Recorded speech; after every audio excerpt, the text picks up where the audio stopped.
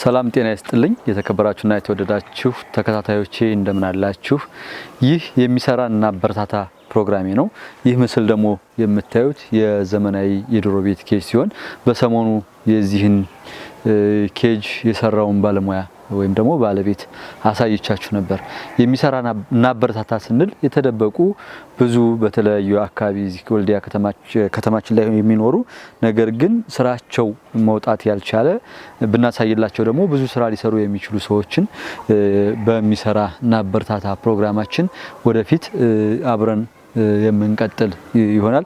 ወደዚህ ወደ ዶሮ ቤት ስመጣ እንደተመለከትኩት ይህ ማለት ዶሮቹ ከውስጥ በሚሆኑበት ሰዓት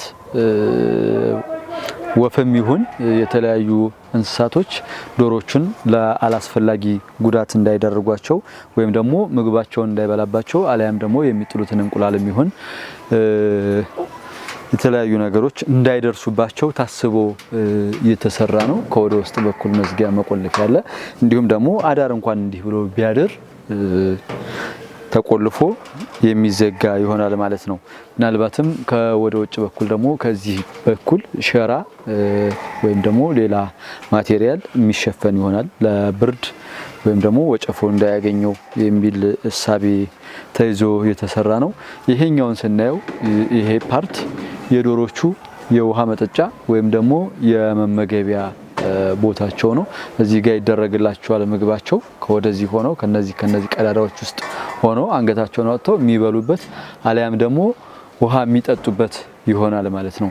እዚህ ጋር በሚቀመጡበት ሰዓት እንቁላላቸው ከላይ ሲጥሉት ተንደርድሮ መጥቶ እዚህ ጋር ይቆማል። እዚህ በሚቆምበት ሰዓት ከዚህ በእጅ መነሳት እንዲችል ተደርጎ የተሰራ የዶሮ ቤት ነው።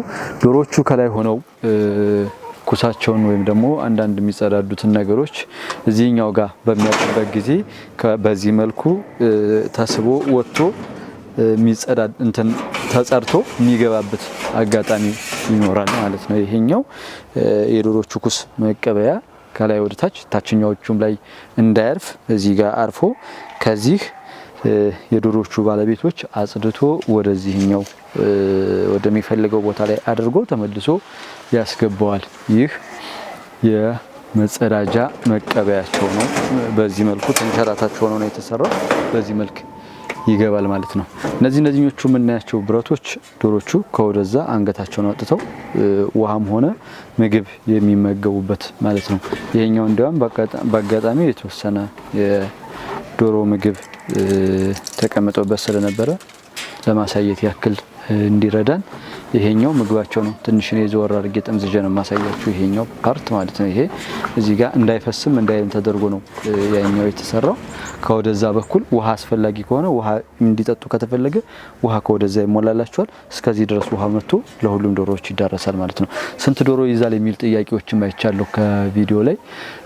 ብዙ ዶሮዎችን መያዝ ይችላል። ነገር ግን ደግሞ ራሱን የቻለ ስታንዳርድ ይኖረውና በስታንዳርዱ መጠን በካሬ ይሄን ያክል ነው ዶሮ መቀመጥ ያለበት በሚለው መሰረት ስታንዳርዱን ጠብቆ ለሚያረባ ሰው በስታንዳርዱ መሰረት ለክቶ መያዝ ይቻላል። ነገር ግን እያንዳንዱ ዶሮዎች በዚህኛው በኩል በዛኛው በኩል በተመሳሳይ በኩል የሚጠቀሙበት መንገድ ነው።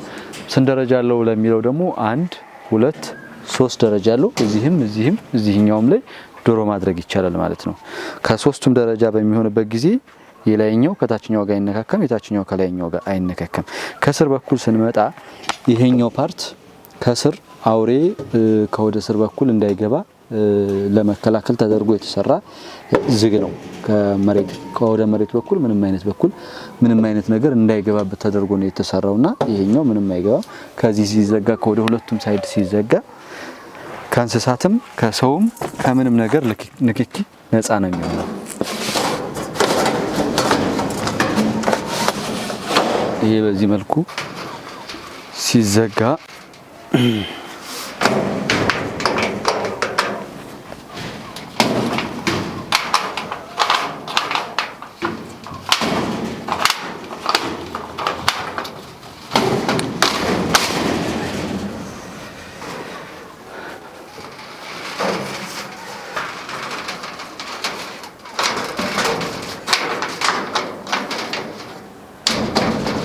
ይሄ ከወደ ውስጥ አልቆልፉትም።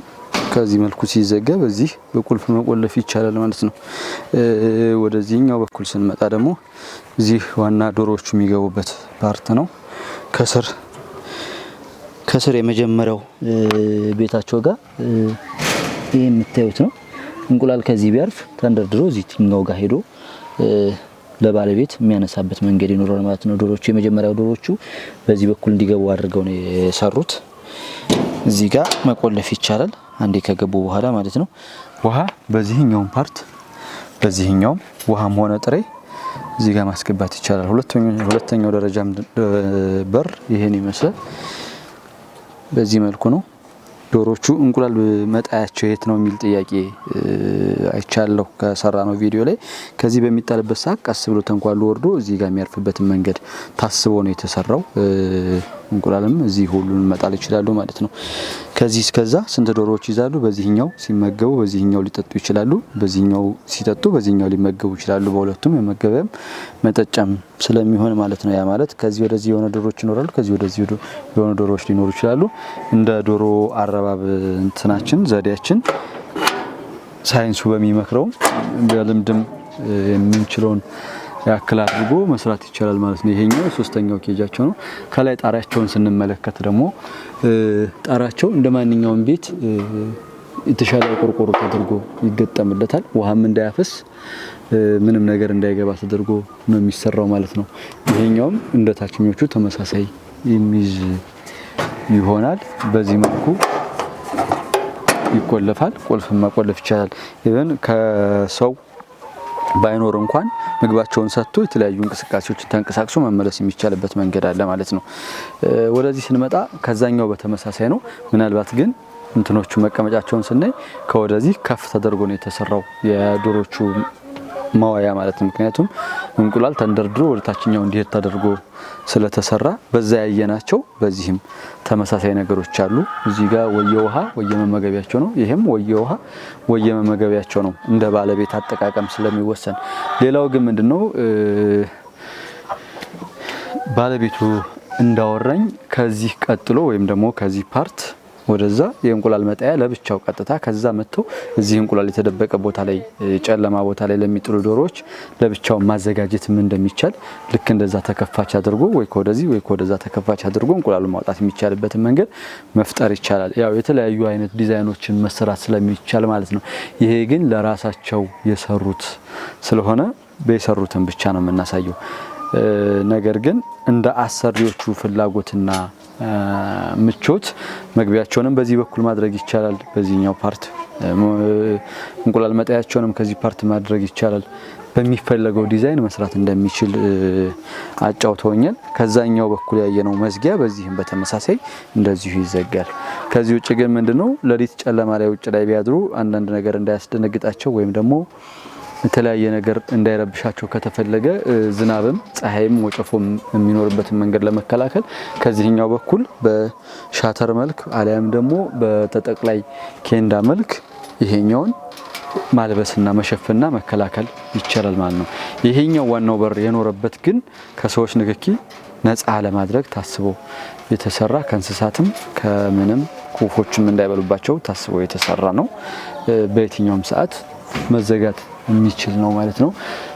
እንዲህ እያለን የዚህ አይነት ፕሮግራማችንን ወደፊት አብረን ይዘን የምንቀጥል ይሆናል። የሚሰራን እናበረታታለን። የተለያዩ ከተማችን ላይ የሌሉ ስራዎችም ሊሆን ይችላሉ ወይም ደግሞ ስራቸውን እየሰሩ መታገዝ የሚፈልጉ መበረታታት የሚፈልጉ ልጆችን የሚሰራን እናበረታታ በሚለው ፕሮግራሜ እናስቀጥላለን። ይህን ቪዲዮ ለሌሎችም እንዲደርስ እኔም ደግሞ ነገ የተሻለ እንድሰራ ላይክ እና ሼር እንዲሁም ኮሜንት ቲክቶክ ላይ ኮፒ ሊንክ በማድረግ እንድትተባበሩኝ እጠይቃችኋለሁ። ውብሸት ነኝ ከወልዲያ። አመሰግናለሁ።